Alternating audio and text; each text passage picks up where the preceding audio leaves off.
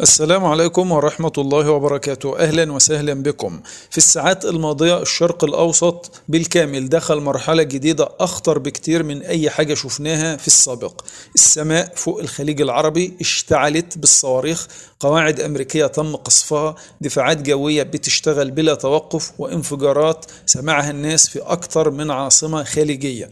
لكن السؤال الحقيقي مش إيران ضربت ليه، السؤال الأهم هو مين اللي بدأ اللعبة دي أصلا. لأن اللي حصل مش مجرد رد عسكري، اللي حصل من إيران هو نتيجة خطة كبيرة بتنطبخ بقالها شهور وممكن من سنين. القصة كلها بدأت بضربة غامضة ضربت العمق الإيراني، ضربة قالت عنها طهران إنها عدوان مباشر من تل أبيب بدعم أمريكي كامل. وهنا قررت إيران إنها تفتح مرحلة جديدة من الرد، لكن المفاجأة كانت في مكان الرد، مش تل أبيب مش حيفا لكن الخليج. ليه؟ التقارير اللي خرجت من صحف أمريكية زي واشنطن بوست ونيويورك تايمز كشفت تفاصيل تعتبر خطيرة للغاية. الضربة الجوية اللي استهدفت إيران ما كانتش عملية عادية، دي كانت عملية اتخطط لها قبل جولة المفاوضات اللي حصلت في سلطنة عمان. يعني ببساطة كان في مفاوضات على الطاولة، لكن في نفس الوقت الضربة العسكرية كانت جاهزة للتنفيذ. وده اللي خلى كتير من المحللين في طهران يتكلموا إن اللي حصل هو خدعة سياسية كاملة. إيران كانت بتتكلم عن حلول دبلوماسية، وفي نفس الوقت الطيارات كانت بتستعد للضرب. فالتقارير بتقول إن الطيارات اللي شاركت في الهجوم كانت تابعة لجيش الاحتلال، لكن مدعومة بأنظمة إلكترونية أمريكية. والقرار كان جاي من أعلى مستوى سياسي في تل أبيب بقيادة نتنياهو، وبموافقة ضمنية من واشنطن في ظل إدارة دونالد ترامب.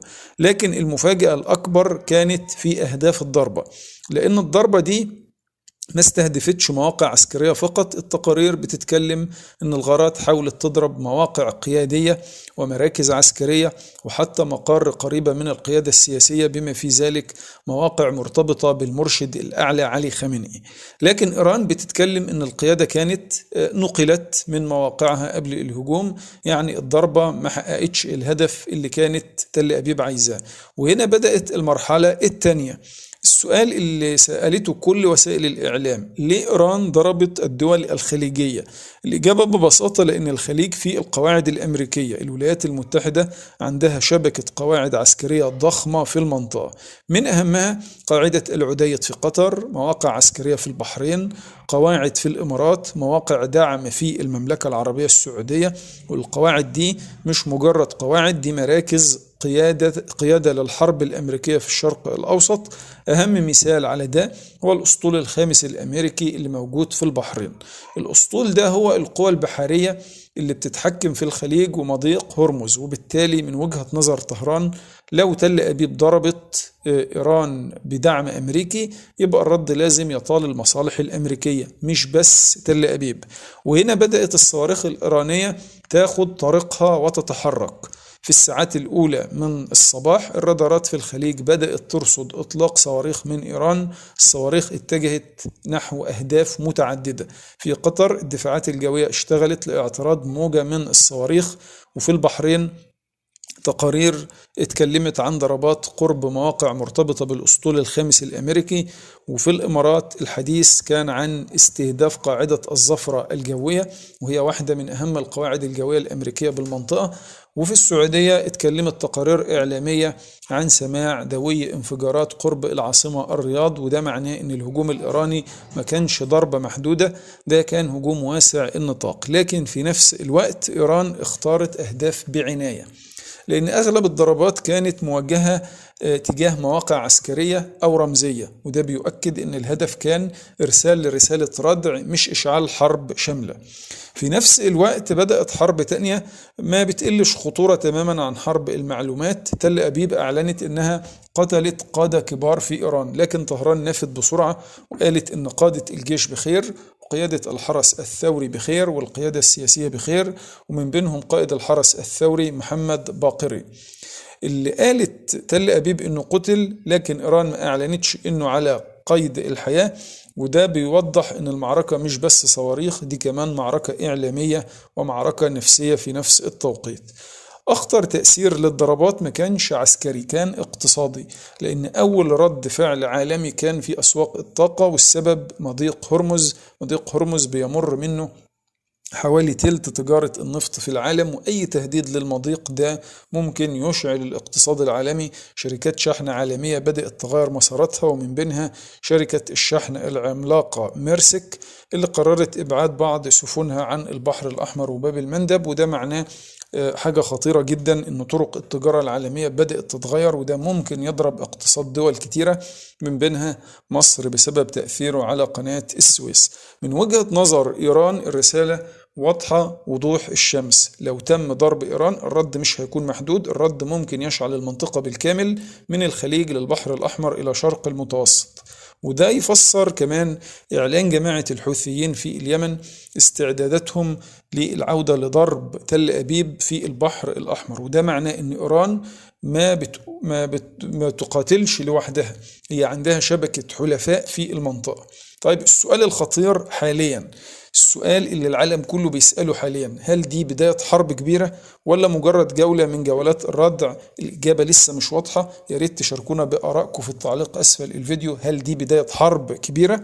اكتب رأيك في التعليق أسفل الفيديو. المؤكد أن الشرق الأوسط خلاص أصبح في مرحلة جديدة عنوانها الصواريخ مقابل القواعد. ومرحلة تانية أهم، إن إيران قررت لأول مرة تضرب شبكة القواعد الأمريكية في الخليج بشكل مباشر، وده تطور خطير جدا، لأن أي ضربة أمريكية قادمة ممكن تقابل بضربة أكبر، والتصعيد ممكن يخرج عن السيطرة تماما. مكملين معاكم، لسه معانا أخبار نارية وخطيرة جدا، لكن قبل ما نكمل دعم الفيديو باللايك والاشتراك وشير الفيديو في كل مواقع التواصل الاجتماعي، وشاركنا برأيك في التعليق أسفل الفيديو. قبل قليل أعلن الحرس الثوري الإيراني إطلاق أول موجة من الصواريخ والطائرات المسيرة باتجاه الأراضي المحتلة، ردا على ما وصفته طهران بالعدوان الأمريكي بالاتحاد مع تل أبيب. الرسالة كانت واضحة وصريحة، إيران دخلت المعركة بشكل رسمي والرد بدأ بالفعل. المشهد حاليا معقد جدا، أنظمة الدفاع الجوي اشتغلت في طهران العاصمة الإيرانية بعد تقارير عن تحركات جوية معادية، وفي نفس التوقيت الدفاعات في الأراضي المحتلة رفعت حالة التأهب القصوى. جيش الاحتلال نفسه خرج واعترف أن صواريخ أطلقت من إيران باتجاه الأراضي المحتلة. لكن المفاجأة الكبرى أن آثار المواجهة بدأت تظهر حتى خارج ساحة المعركة المباشرة. في إربد شمال الأردن سقط صاروخ اعتراضي خلال محاولة اعتراض الأهداف الجوية، وده دفع الأجهزة الأمنية الأردنية لإصدار تحذيرات للسكان والطلب منهم الابتعاد عن النوافذ والأماكن المكشوفة، مع إمكانية إطلاق صافرات الإنذار في أي توقيت. وده دليل على إن المعركة دي ممكن تمتد أثرها لدول المنطقة بالكامل. في وسط التصعيد ده خرج رئيس الوزراء الإسرائيلي بنيامين نتنياهو بتصريح اتكلم فيه ان العملية الحالية هي عملية مشتركة مع الولايات المتحدة الأمريكية بهدف إزالة التهديد الإيراني. لكن من زاوية تانية وفي مفاجأة خطيرة، والتصريح ده بيكشف حاجة أخطر، ان دخول واشنطن بشكل مباشر في المواجهة معناه ان تل أبيب ما بتاخدش المعركة لوحدها، ومعناه كمان ان الضربة بتاعة تل أبيب كانت أكبر من مجرد عملية محدودة، كانت محاولة لكسر القوى الإيرانية قبل ما تكمل منظومة ردعها بالكامل. لكن المشكلة ان الحسابات دي ممكن تكون انقلبت تماما. العقيدة العسكرية الإيرانية ما بتعتمدش على ضربة واحدة، إيران عادة بتبدأ بموجة اختبارية من الصواريخ والمسيرات، الهدف منها انها ترهق الدفاعات الجوية وتكشف نقاط ضعفها، وبعدها تبدأ الضربات الثقيلة. عشان كده قيادة الحرس الثوري اعلنت بوضوح ان الرد الإيراني مش مجرد الموجة اللي تم اطلاقها، وان الساعات القادمة ممكن تشهد تطورات اكبر.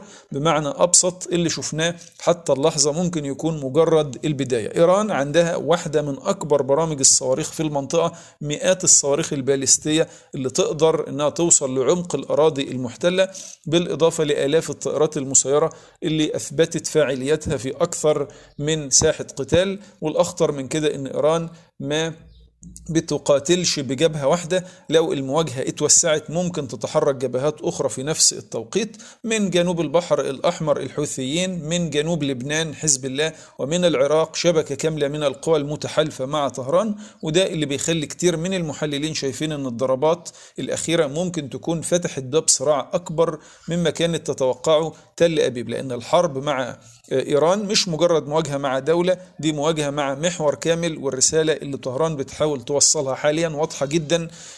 تل أبيب بدأت الضربة، لكن نهاية المعركة اللي هيحددها هو الطرف الإيراني. مكملين معاكم، لسه معانا أخبار نارية وخطيرة جدا، لكن شاركنا بالتعليق أسفل الفيديو. هل يكون الرد الإيراني أعنف؟ اكتب رأيك في التعليق أسفل الفيديو. دعم الفيديو باللايك والاشتراك، وشير الفيديو في كل مواقع التواصل الاجتماعي. المؤشرات كلها بتأكد أن ضربة جوية واسعة كانت بتتحضر، سيناريوهات اختراق، مسارات طيران، توقيتات تشويش، وفجأة صورة واحدة خرجت من طهران. مش صاروخ، مش تجربة نووية، إنما مجسم صغير مرعب للمعسكر الغربي.